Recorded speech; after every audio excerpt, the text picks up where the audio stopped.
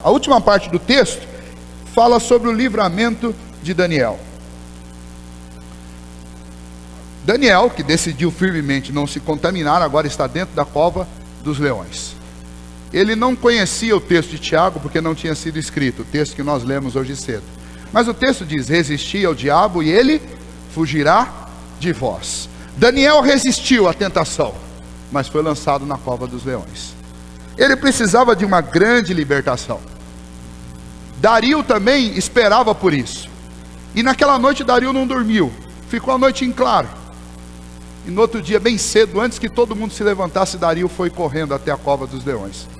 Segundo os livros de história, esse sistema de entregar pessoas às feras, eles usavam uma caverna, sobre a qual, depois de empurrar a pessoa lá, eles colocavam uma pedra lacrando, deixavam a pessoa lá, e de cima havia algumas aberturas, tipo pequenos túneis, para que os moradores ou os que queriam se vingar pudessem assistir os animais estraçalhando a pessoa lá embaixo. Então Dario possivelmente foi a um dessas aberturas, dessas brechas que existiam por cima, e de uma delas ele gritou para Daniel: Daniel, acaso o teu rei, o teu Deus, a quem você serve, a quem você é fiel, acaso ele porventura te livrou? Porque o que ele esperava encontrar lá era um resto de ossos e pele de Daniel.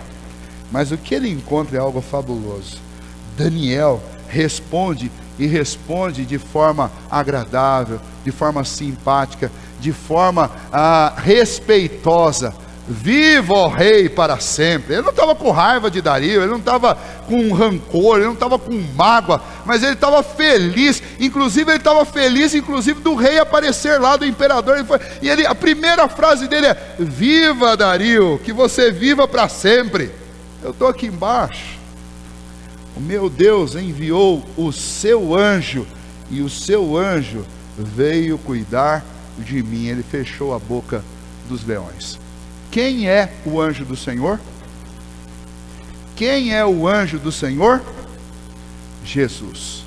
O mesmo que caminhou com Jacó, o mesmo que falou com Abraão, o mesmo que esteve na fornalha com Sadraque, Mesaque e Abdenego, o mesmo que esteve a noite inteira com Daniel. E Daniel tem uma lição que nós aprendemos desde o primeiro capítulo, que Deus não nos livra dos problemas, mas Ele participa conosco dentro dos problemas. Ele não nos livra das tribulações, mas Ele entra conosco nas tribulações. Vejam, não havia nenhum lugar na Babilônia melhor do que na cova dos leões, junto com o anjo do Senhor. Dario dormiu na melhor cama da Babilônia. A melhor cama da Babilônia era a cama do imperador. E o que aconteceu? Ele passou a noite em claro. E o pior lugar da Babilônia era a cova dos leões. Mas na cova dos leões estava o anjo do Senhor. E o melhor lugar do mundo é o lugar onde o Senhor está. Seja deserto, seja fogueira, seja uma cova cheia de leões. No dia 31 eu vou pregar sobre um texto de Êxodo que fala, Moisés, ele vai fazer a seguinte declaração: Senhor, se o Senhor não for conosco, não nos faça sair daqui. E nós não vamos dar um passo em direção nenhuma sem o Senhor estar presente conosco. Nós não vamos. E nós vamos ver nesse texto que aquele povo passou 40 anos caminhando no deserto.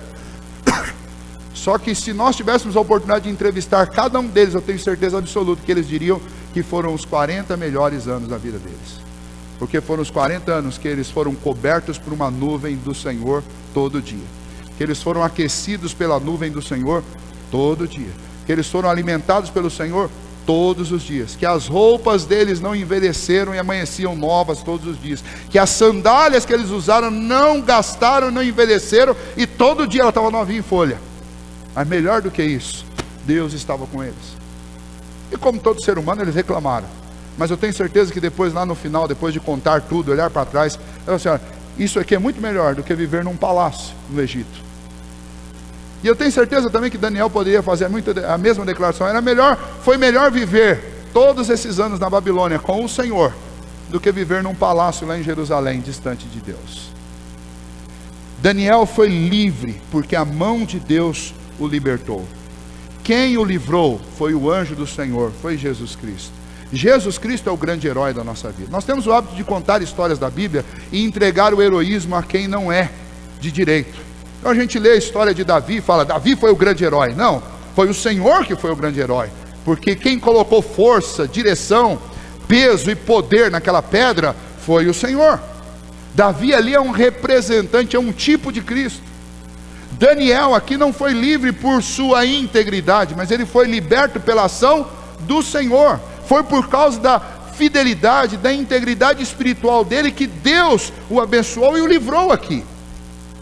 Uma vida bem fundamentada, com espiritualidade sadia, vai experimentar a presença de Cristo real nos seus dias, nos seus passos, nas suas lutas, nas suas aflições. Não vai ser um dia, não vão ser dias fáceis, mas no meio da tribulação, você sempre vai poder contar com a presença do Senhor Jesus.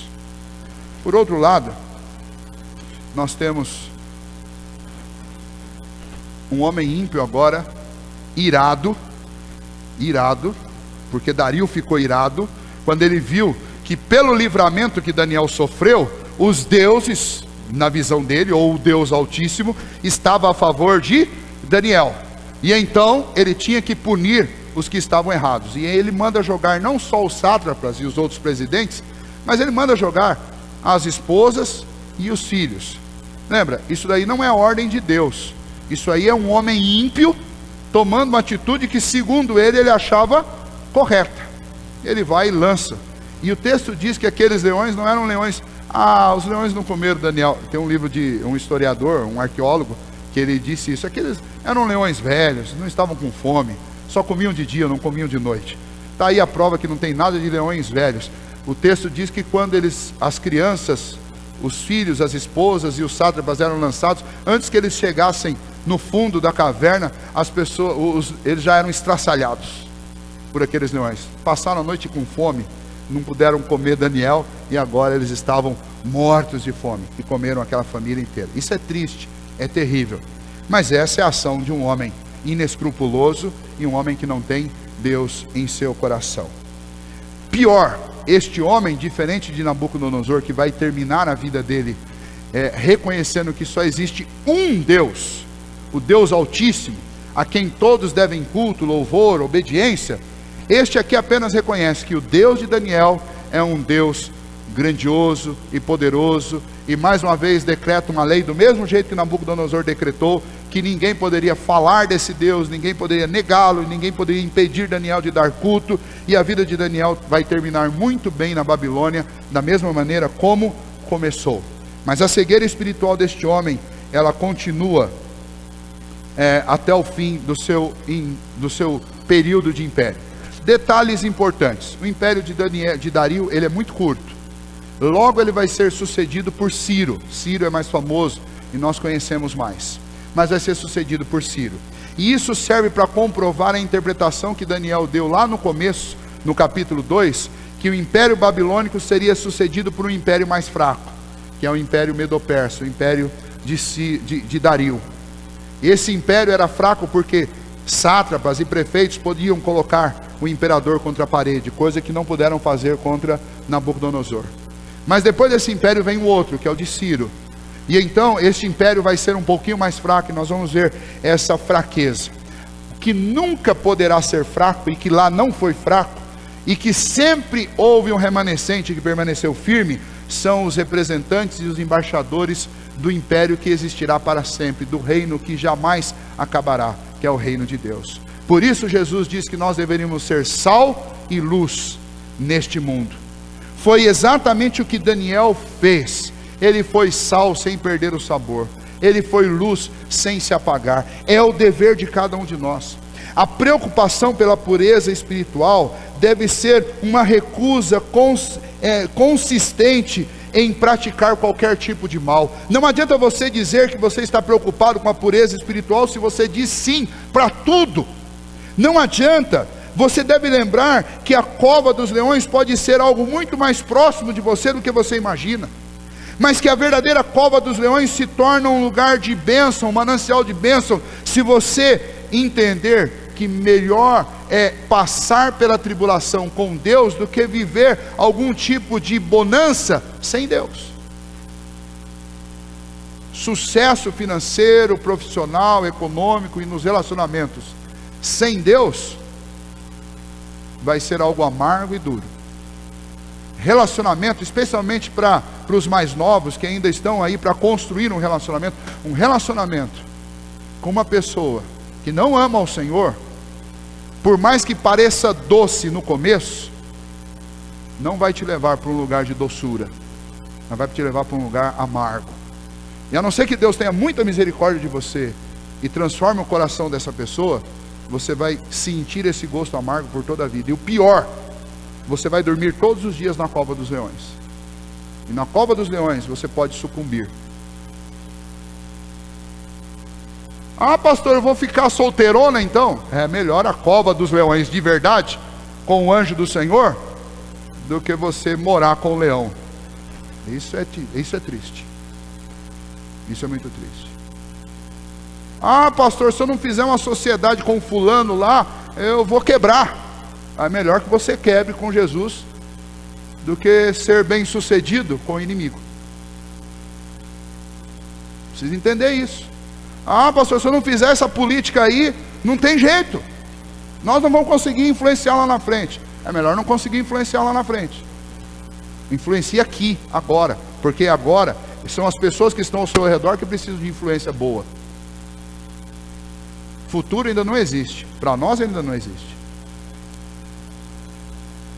E a gente infelizmente está vivendo uma época tão triste que as pessoas estão justificando os erros do presente com um motivo bom lá na frente. É a história dos fins justificam os meios. Ah, lá na frente isso vai ser bom, então vamos fazer tudo enquanto é besteira que dá para fazer hoje, porque lá na frente vai ser bom. Daniel não pensou assim. Não podia pensar, é melhor eu não orar, porque na hora que eu for constituído líder sobre os outros, eu vou ordenar os outros e os outros vão fazer o que eu quero. Mas e aí? Esse é o método de Deus? É assim que nós vamos servir a Deus? Pense nisso, pense nisso. Que grande diferença existe entre o crente e o incrédulo. Essa diferença precisa ser perceptível. O incrédulo prefere os eternos sofrimentos do inferno a suportar a perseguição por Cristo e o seu evangelho na vida presente. Ao contrário, o crente considera a comunhão com Deus como a coisa mais preciosa deste mundo e prefere gozar dessa comunhão a viver e afirmar constantemente que o lucro, que o contentamento é o grande propósito da vida, como muitos dizem. O importante é ser feliz. Bom, são dois equívocos. Primeiro, que o importante é fazer aquilo que agrada o coração de Deus. O segundo equívoco é que você não vai ser feliz fazendo o que seu coração deseja, porque a Bíblia diz que o coração do homem é enganoso. Você só vai ser feliz fazendo aquilo que Deus coloca como objetivo da sua vida. Romanos 8:18 diz: tenho por certo que o sofrimento do tempo presente não pode se comparar com a glória que há de ser revelada em nós. É essa a resposta que eu preciso dar para as ofertas e para as ameaças do... Se você não fizer o que eu estou querendo, você vai, como diz aí popularmente, você vai comer o pão que o diabo amassou. Então, ou seja, é melhor comer o pão que o diabo amassou, porque o sofrimento do tempo presente não serve para comparar com a glória que há de ser revelada em nós. E o meu coração está comprometido com essa glória, e não com a glória de aqui e de agora. É isso que nós como cristãos devemos responder. Esta é a lição de Daniel para nós no capítulo 6. Importa agradar a Deus do que aos homens. Mais importante do que a minha segurança e o meu conforto pessoal é o meu coração estar confirmado em Deus. É a minha vida em íntima comunhão com o Senhor. E o Senhor sabe o que eu suporto e o que eu não suporto. Ele sabe o tamanho da boca do leão. E Ele sabe o que Ele precisa fazer para me guardar. A sã e a salvo dos leões dessa vida. Que a gente possa colocar no nosso coração, a nossa vida inteiramente nas mãos do Senhor, sem medo do que o homem pode fazer. Amém?